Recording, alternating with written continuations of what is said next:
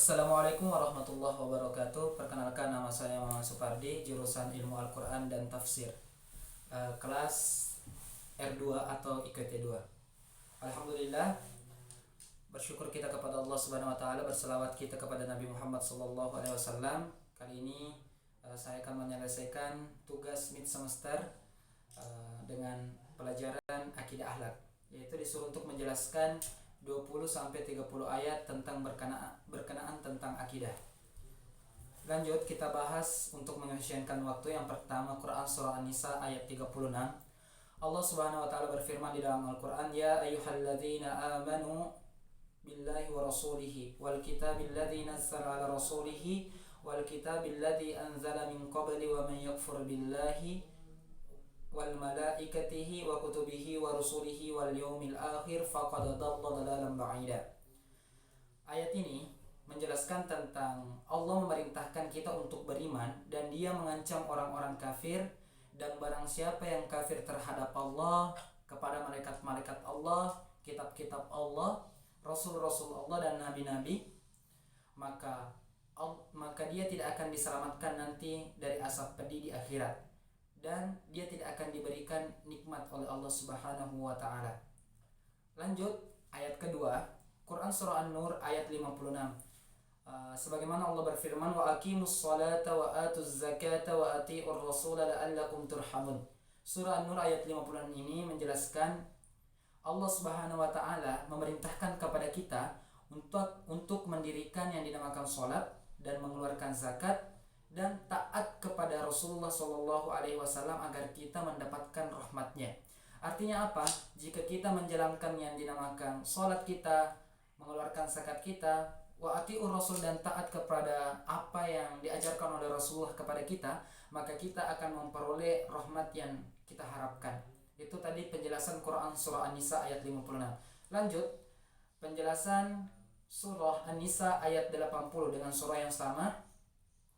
"Man yuti'ir rasula faqad ata'a Allah wa man tawalla fama arsalnaka 'alaihim hafidha." Artinya, barang siapa yang mentaati Rasulullah karena keyakinan bahwa beliau adalah Rasulullah yang diutus untuk menyampaikan hukum-hukum Allah kepada para makhluk, maka ia sesungguhnya telah mentaati Allah. Dan ini tidak akan terjadi kecuali dengan taufiknya. Dan jika ada yang berpaling darinya, maka sesungguhnya kami tidak akan mengutus untuk menjaga amalan dan tingkah laku mereka. Namun kami mengutusnya sebagai orang yang menyampaikan dan menjelaskan risalah serta pemberi nasihat. Di sini ayat ini menjelaskan untuk kita bagaimana kita taat kepada Rasul, taat kepada Allah. Dan barang siapa yang taat kepada Allah dan Rasulnya, maka apapun yang kita peroleh, maka apapun yang kita inginkan sesuai dengan yang ada di hati kita, maka Allah akan mengabulkan kita. Siapa tahu nanti juga Rasul akan memberikan kita nanti syafaat di akhirat.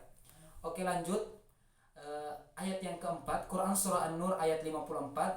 Sebagaimana firman Allah, "Qul atiullaha wa atiur rasul, fa in tawallaw fa innama 'alaihi ma humila wa 'alaikum ma hamaltum, wa in tuti'uhu tahtadu wa ma 'ala rasulillahi illa balagul mubin." Artinya, ini ayat menjelaskan tentang perintah kita untuk taat kepada Allah, taat kepada Rasulnya, dan barang siapa yang berpaling kepada Rasulullah atau berpaling kepada Allah Subhanahu wa taala, maka kita tidak akan mendapatkan rahmatnya. Artinya apa? Kita tidak akan memperoleh apa-apa nanti di akhirat jika kita tidak taat kepada ajaran Rasul dan perintah Allah Subhanahu wa taala. Oke, next. Ayat kelima, Quran surah Al-Imran ayat 32. Allah Subhanahu wa taala berfirman, "Qul atiullaha war rasul, fa in tawallaw fa innallaha la yuhibbul kafirin." Beberapa tadi di ayat-ayat sebelumnya saya selalu menyinggung tentang permasalahan taatnya kita kepada Allah dan taatnya kita kepada Rasul.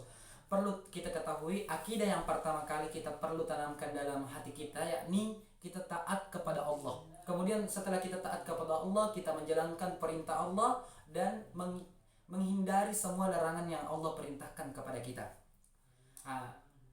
Ayat ini, Quran surah Al-Imran ayat 32, ayat yang kelima ini sama tadi dengan yang depan-depan. Kita disuruh untuk taat kepada Allah, begitupun Rasulnya. fa innallaha la yuhibbul kafirin. Dia pada akhir ayat mengatakan barang siapa yang tidak taat kepada Allah, taat kepada Rasul, la yuhibbul kafirin, maka dia tidak akan disukai. Dia bagikan tidak disukainya orang-orang kafir. Oke, next. Kita akan membahas soal yang ke-6, Quran surah An-Nisa ayat 31. Sebagaimana firman Allah dalam Quran surah An-Nisa tadi ayat 31, Allah mengatakan, "Qul in kuntum tuhibbunallaha fattabi'u yuhibbukumullah wa yaghfir lakum dzunubakum wallahu ghafurur rahim."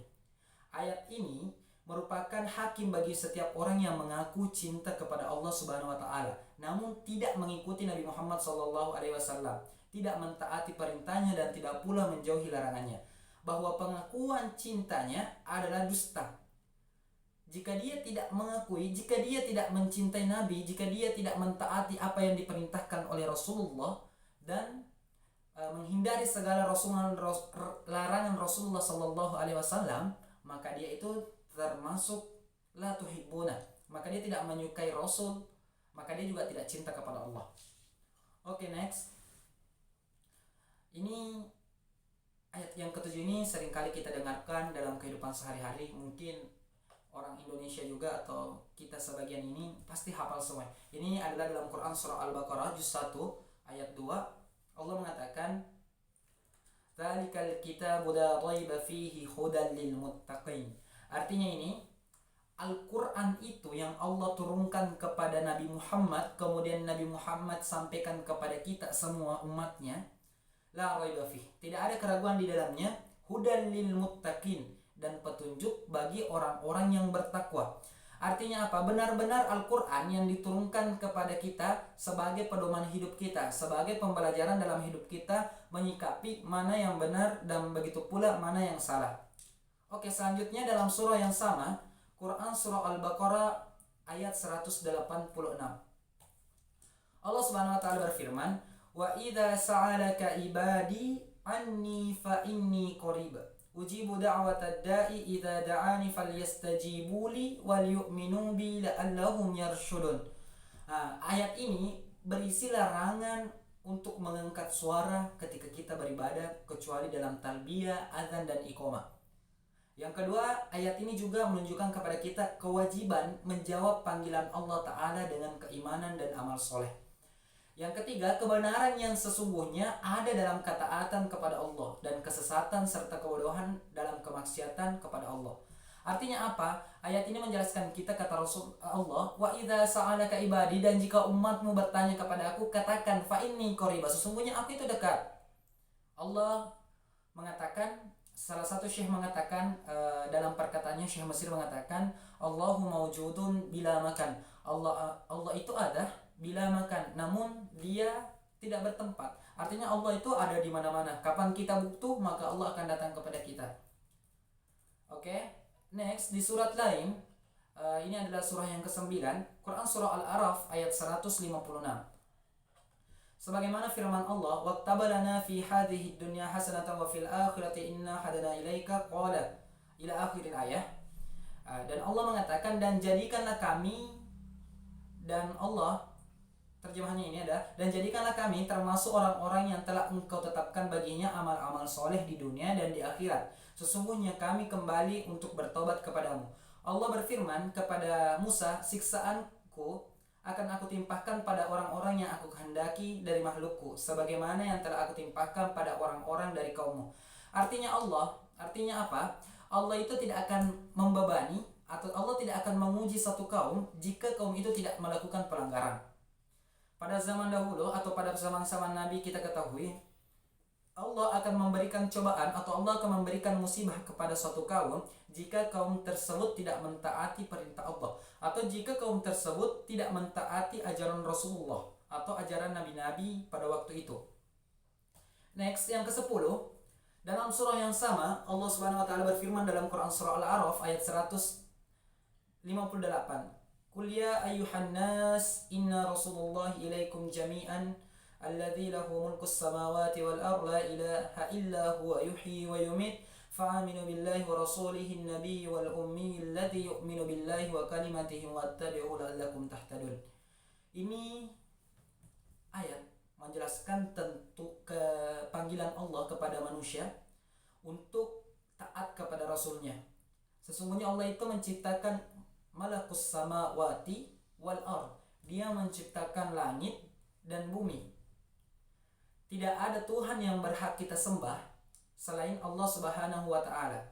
Fa'aminu billah.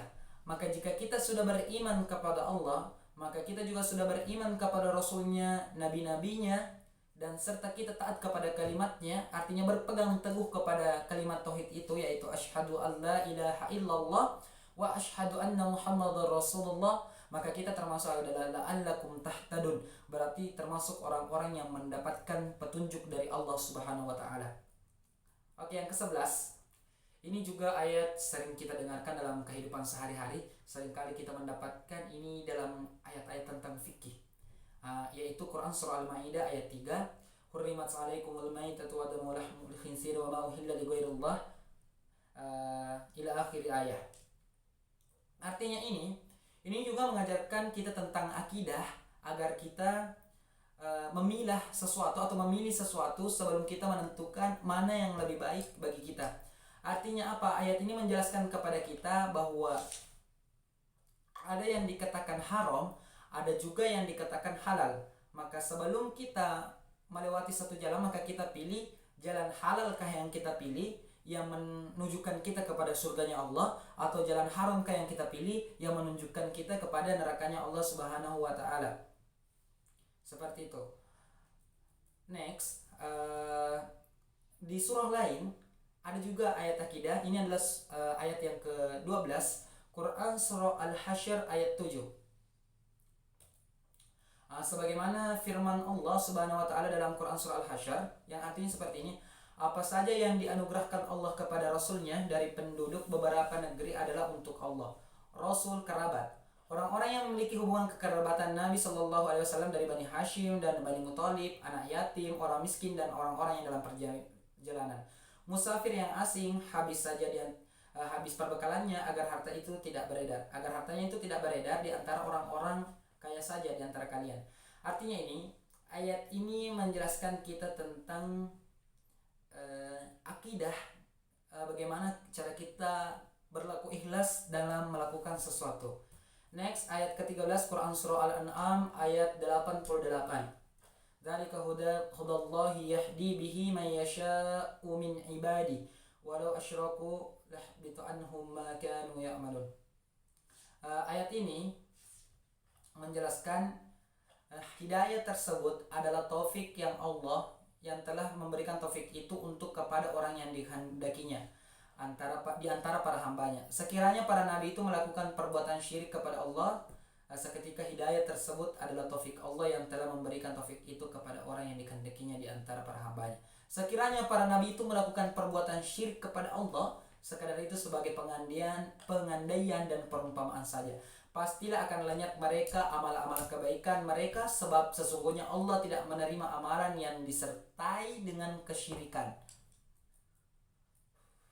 Oke, lanjut ayat ke-14 Quran surah Az-Zumar ayat 65.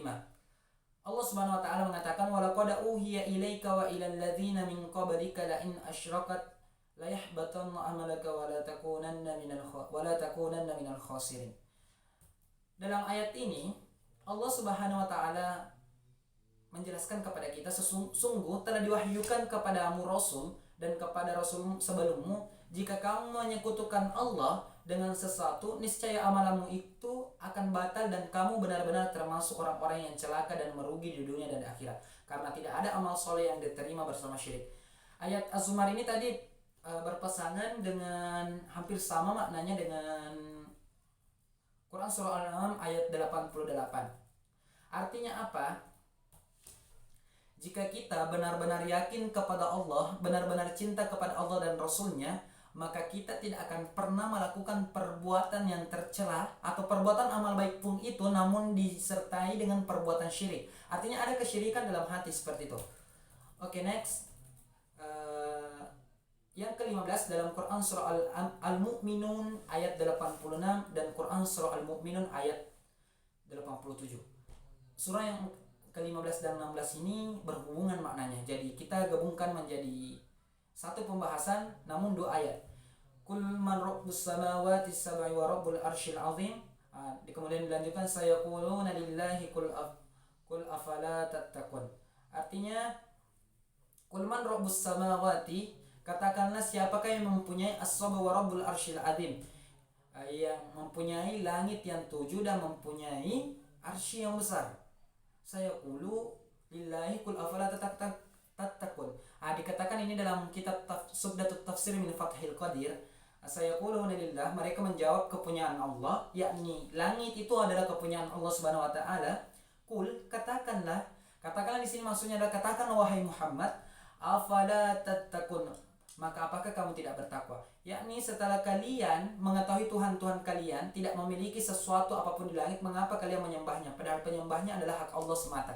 Artinya apa? Pada zaman dahulu itu orang-orang itu menyembah selain Allah. Dia sudah tahu bahwa hal-hal yang disembah itu atau benda-benda yang dia sembah itu tidak dapat memberikan manfaat sekalipun bagi mereka, tidak dapat menolong mereka sekalipun. Oke, lanjut ayat 17 Quran surah Al-Isra ayat 107. Allah Subhanahu wa taala berfirman, "Qul aminu bihi aw la tu'minu innal ladzina utul ilma min qablihi ila akhiril ayat." Ayat ini menjelaskan kepada kita sebagai ancaman terhadap mereka, karena sesungguhnya Allah tidak butuh kepada mereka dan mereka pun tidak dapat merugikannya. Artinya apa? Allah sama sekali itu tidak membutuhkan apapun kepada manusia. Dia tidak membutuhkan tenaga kalian, dia tidak membutuhkan apa dari kalian. Namun Allah itu akan membalas jasa orang-orang yang berbuat baik kepadanya. Artinya dia mendirikan sholat, mengeluarkan zakat, menjalankan semua ajaran Allah Subhanahu wa taala, maka dia akan mendapatkan imbalan dari Allah Subhanahu wa taala. Perlu kita ketahui, kita itu tidak ada apa-apanya di hadapan Allah Subhanahu wa taala. Oke, Quran surah Al-Isra ayat 9. Ini adalah ayat yang ke-18. Sebagaimana Allah berfirman, "Inna hadzal Qur'an yahdil ladzi hiya aqwamu wa yubashshirul mu'minina alladzina ya'maluna shalihati anna lahum ajran kabira." Allah mengatakan, Allah menyampaikan keagungan Al-Quran dan perannya dalam memajukan kehidupan manusia. Al-Quran itu selalu memberikan petunjuk yang paling baik dalam menyelesaikan perkara-perkara besar, dan yang paling utama adalah perkara dalam agama Islam. Dan Al-Quran memberi kabar gembira bagi orang-orang yang beriman kepada Allah dan para Rasulnya, senantiasa melakukan amal soleh, bahwa mereka akan mendapatkan pahala yang besar, yakni surga, dan kami telah menyiapkan azab yang pedih bagi orang-orang yang kafir. Dapat kita cermati pada pembahasan ayat ini mengatakan bahwa jika kita beriman, beramal soleh, menjalankan segala perintah Allah, maka Allah itu akan membalas kita dengan surga dan segala kenikmatan yang Allah berikan kepada kita. Begitupun sebaliknya, jika kita melakukan kesalahan, perbuatan dosa besar, dosa kecil, zina dan semacamnya, maka Allah menyiapkan azab yang sangat pedih kepada kita, baik itu orang-orang kafir, orang-orang munafik, yakni an-nar, neraka. Oke. Ini dalam satu surah lagi, sama dengan yang sebelumnya, itu Quran surah Al-Isra ayat 82. Ini sudah sering kita dapatkan. Ini adalah tentang akidah juga. Wa nunazzilu minal Qur'ani ma huwa shifa wa rahmatul lil mu'minina wa la yazidu zalimina illa khasara. Artinya ayat ini menjelaskan tentang akidah, bahwa Al-Quran itu benar-benar diturunkan oleh Allah Subhanahu wa taala, huwa syifa. Syifa itu bermakna penyembuh, obat. Namun banyak yang menjelaskan bahwa jika kita memiliki banyak dosa atau sering kita berbuat zina, obatnya itu adalah Al-Quran. Dengan memahaminya, menghafalnya, dan mengamalkan segala amal-amalnya, amalan-amalan yang ada di dalamnya. Ini adalah ayat terakhir, Quran surah Al-Hijr ayat 9. Inna nahnu nazzalna dzikra wa inna lahu lahafidun. Ini ayat sangat masyhur yang kita dengarkan. Sesungguhnya kami menurunkan az-zikr. Az-zikr itu bermakna Al-Quran ya. Al-Quran itu memiliki banyak nama. Az-zikra di sini artinya pengingat, untuk mengingat. Wa inna lahu lahafidun. Maka siapakah yang ingin menghafalnya? Artinya apa? Maka siapakah yang ingin menjaganya? Artinya apa? Allah menurunkan Al-Quran itu untuk kita mengingat kepadanya bahwa Allah itu benar-benar ada, bahwa balasan Allah itu benar-benar ada. Maka dari itu kita harus menjaga Al-Quran. Artinya apa? Mengamalkan segala isinya, mentaati segala perintah yang Allah katakan di dalamnya, dan menjauhi segala larangan yang Allah katakan di dalam Al-Quran tersebut. Jadi mungkin hanya ini yang sempat saya sampaikan pada pembahasan 20 ayat atau lebih mengenai tentang ayat-ayat akidah yang ada di dalam Al-Quran. Ini yang saya sebutkan tadi Ustadz, ada beberapa yang saya pilih dalam Al-Quran, yakni 20 ayat dari berbagai juz dan surah. Mungkin hanya ini yang sempat saya sampaikan Ustadz. Apabila ada kesalahannya, apabila ada kata-kata yang kurang tepat saya katakan, mohon maaf sebesar-besarnya. Saya juga sebagai manusia biasa yang tak luput dari kesalahan. Mungkin hanya ini yang sempat saya sampaikan. Saya Maman Supardi, jurusan Ilmu Tafsir Al-Quran. Mohon pamit undur diri. Wassalamualaikum warahmatullahi wabarakatuh.